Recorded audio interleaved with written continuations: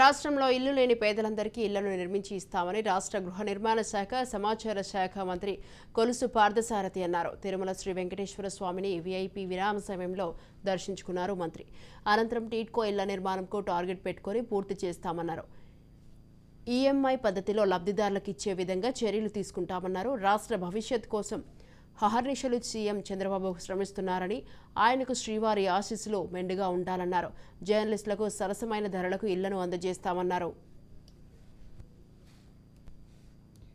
అదేవిధంగా పేదవాళ్ళతో పాటు జర్నలిస్టులకి, middle income group వాళ్ళకి, లోయర్ ఇన్కమ్ గ్రూప్ వాళ్ళకి కూడా సరసమైన ధరలకి ఇల్లు అందించాలని చెప్పేసి ప్రభుత్వం నిర్ణయం తీసుకుంది.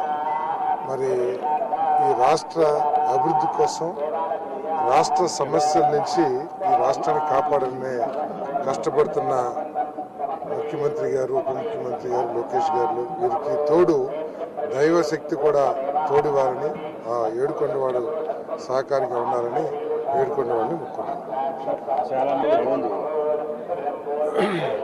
టిడ్కో ఇల్లు కానివ్వండి, పిఎంఏవైలో నిర్మాణం సగంలో ఉన్న ఇల్లు కానివ్వండి, ఒక టార్గెట్ పెట్టుకుని వాటన్నిటిని కూడా పూర్తి చేయాలని చెప్పేసి ముఖ్యమంత్రి గారు మా శాఖలకు ఆదేశాలు జారీ చేయడం జరిగింది.